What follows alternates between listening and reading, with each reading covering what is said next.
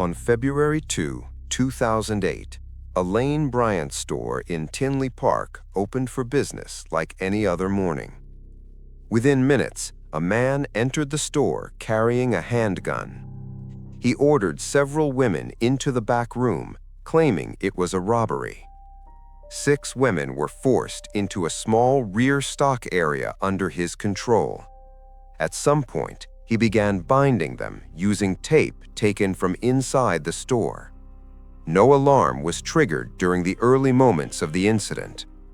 One woman managed to leave unnoticed before the situation escalated. Moments later, 5 victims were shot inside that confined space. Emergency responders arrived after a call was finally made from outside the store. Surveillance cameras captured the suspect entering and leaving the building. But inside the most critical area, there was no footage of what actually happened. The Lane Bryant store was located in a suburban shopping plaza in Tinley Park, Illinois. The store followed a standard retail layout with a main sales floor and a rear stockroom. Employees working that morning had routine responsibilities assigned before opening. The store opened to customers shortly after the scheduled business hours. There were no reports of suspicious activity outside the store before the incident. The parking lot showed normal traffic patterns for a weekend morning. Surveillance cameras positioned at the entrance were operational at the time. Inside the store, there were no cameras covering the rear stockroom. Employees moved between the sales floor and storage area as part of normal workflow. No security guard was present inside the store that morning. There was no controlled access between the public floor and private areas. The rear stockroom remained accessible through an internal door. No panic alarm was triggered during the early stage of the event. Store communication systems were limited to standard retail layout. Initial police reconstruction confirmed the environment was unsecured.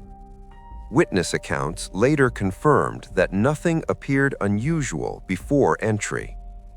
The suspect was not known to any employees working that day. There were no prior threats reported to the store or staff. The incident began shortly after the store opened to customers that morning. Surveillance footage shows a man approaching the entrance alone. He entered the store without drawing immediate attention. Employees initially interpreted his presence as a normal customer. Witness statements later confirmed no visible panic during entry. The suspect moved calmly across the sales floor after entering. He did not engage with merchandise or typical retail activity. Instead, he began directing attention toward store employees. At that point, the situation shifted from routine to controlled interaction. The suspect revealed a handgun during this initial contact. Employees were ordered away from the front of the store. Witness accounts confirmed compliance was immediate. No resistance or alarm activation occurred at that stage. The suspect began moving employees toward the rear of the store. This movement was captured partially by front-facing surveillance cameras. However, camera coverage did not extend into the stockroom area. Police later confirmed this gap limited reconstruction of key moments. The timeline from entry to containment lasted only a few minutes. After initial contact, the suspect began directing employees toward the rear of the store. Witness statements confirmed the movement was ordered and controlled. Employees were instructed to walk toward the stockroom area. No attempt to escape was reported during this transition. The suspect remained behind them, maintaining control with the weapon. This movement occurred within visible range of front surveillance cameras. However, visibility ended near the entrance of the stockroom. One employee later reported the suspect giving clear verbal commands. Police reconstruction indicates all victims were moved within minutes. Inside the stockroom, the space was confined and isolated. There were no cameras inside this area to capture events. The suspect positioned the victims close together within the room. Witness accounts describe the suspect maintaining continuous control. No external interruption occurred during this phase. The door to the stockroom separated the victims from the public area.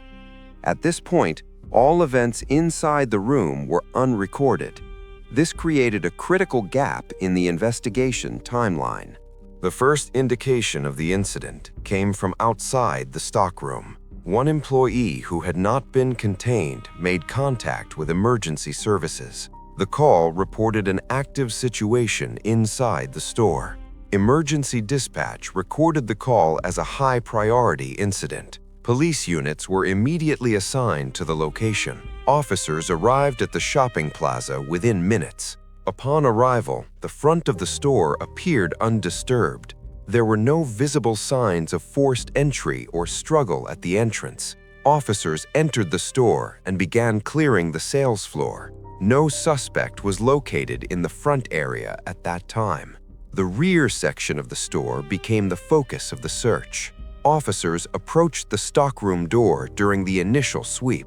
Inside, multiple victims were discovered in a confined area. Medical response teams were called into the store immediately. 5 victims were confirmed deceased at the scene. One surviving victim was located and transported for treatment. Police secured the store as an active crime scene. Initial containment procedures were established around the location. Following scene containment, investigators began a structured examination of the store.